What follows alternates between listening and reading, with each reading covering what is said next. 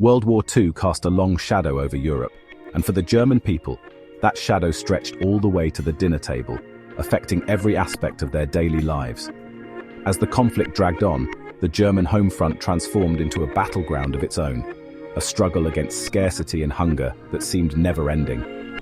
Food, once a source of comfort and community, became a precious commodity, strictly controlled and increasingly scarce, rationed to the bare minimum.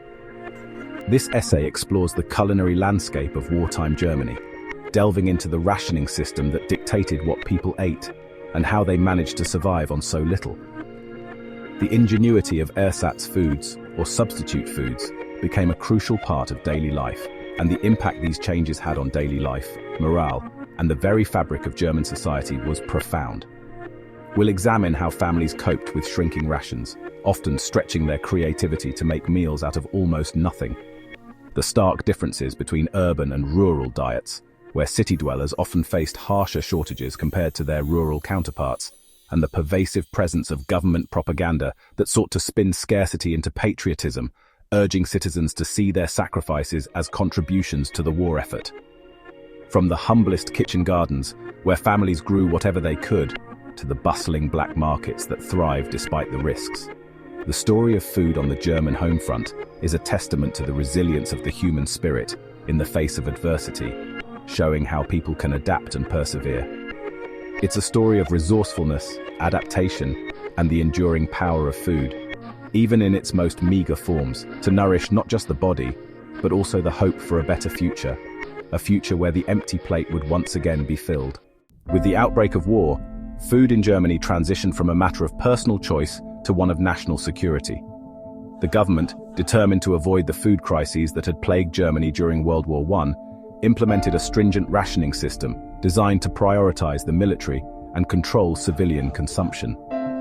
At the heart of this system were ration cards, meticulously categorized documents that dictated the precise amount of essential foodstuffs each citizen could purchase. These weren't just slips of paper, they were lifelines, determining not only what families ate, but how much. The system, while designed to ensure equitable distribution, was far from perfect. Long lines at grocers became commonplace, a stark reminder of the war's impact on daily life. As the conflict escalated and Allied bombing raids disrupted supply lines, shortages intensified, turning the simple act of acquiring food into a constant worry for millions of Germans. Gone were the days of abundant meals and culinary indulgences. The wartime German diet, dictated by scarcity and ration restrictions, was a monotonous affair, centered around a handful of staple foods that provided sustenance but little variety. Potatoes, once a side dish, ascended to the role of protagonist, their versatility stretched to the limit in soups, stews, and even ersatz bread. Bread, the cornerstone of the German table, remained a staple, but its composition shifted dramatically, often incorporating fillers like sawdust and potato starch to stretch dwindling grain supplies. Cabbage, in its various forms, provided a much-needed source of vitamins and fiber, while turnips, rutabagas, and other root vegetables rounded out the meager selection. Meat, once a regular feature of the German diet, became a rare luxury, available only in limited quantities and often of inferior quality. The scarcity of traditional ingredients fueled a wave of culinary innovation, albeit one born out of necessity rather than choice. Ersatz, the German word for substitute, became synonymous with wartime ingenuity, as cooks across the country sought to replicate familiar flavors and textures with whatever ingredients they could scrounge up. Coffee, a beloved beverage and morning ritual, was among the first casualties of the war. In its place emerged ersatz coffee, a murky brew concocted from roasted acorns, beech nuts, chicory root, or even dandelion root. Eggs, a baking essential, were mimicked using a mixture of cornstarch, turmeric for color, and mashed potatoes or turnips for texture. Even meat, a highly prized commodity, wasn't immune to the ersatz phenomenon. Ersatz sausages, fashioned from soybeans, lentils, or a combination of vegetables and binding agents, became a common sight on dinner plates, their taste a pale imitation of the real deal. Food wasn't just a matter of sustenance during wartime Germany, it was a weapon in the Nazi regime's propaganda arsenal. The government, keenly aware of the impact food shortages could have on morale, launched a relentless campaign designed to reframe scarcity as a virtue and culinary sacrifice as a patriotic duty. Posters extolling the virtues of home gardening and resourcefulness adorned public spaces, urging citizens to plant a victory garden and stretch every crumb. Housewives, thrust into the role of wartime home economists, were bombarded with recipes and tips for making the most of limited rations, turning ersatz ingredients into palatable meals. Radio broadcasts and newspaper articles reinforced the message, emphasizing the importance of food conservation in supporting the war effort. Eating ersatz foods, once a necessity, was recast as a badge of honor, a tangible demonstration of one's commitment to the fatherland. While the specter of food shortages loomed over all of Germany, the experience of wartime hunger wasn't uniform. A stark divide emerged between urban and rural populations, highlighting the inequalities exacerbated by the conflict. City dwellers, reliant on the centralized rationing system and vulnerable to disruptions in supply lines, bore the brunt of the shortages. Their diets, heavily reliant on rationed goods and ersatz products, were often monotonous and lacking in essential nutrients.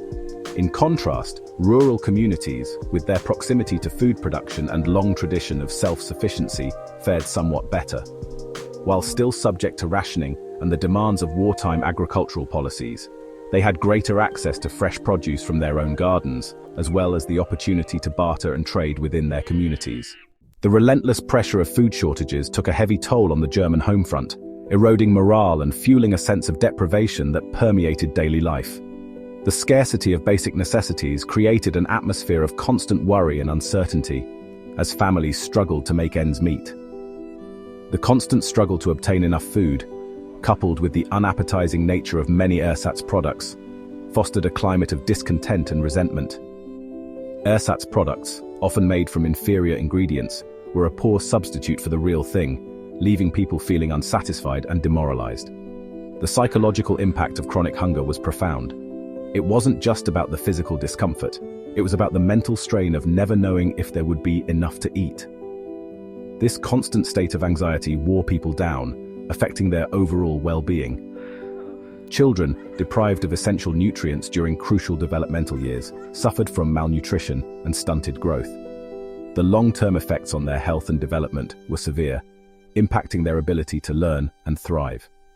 Adults, weakened by inadequate diets, struggled to maintain their energy levels and productivity, both at work and in their personal lives.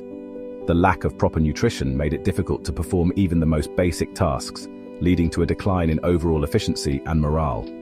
The psychological toll of food shortages manifested in various ways, from increased anxiety and irritability to a pervasive sense of apathy and hopelessness. People found it hard to stay motivated and optimistic when their basic needs were not being met.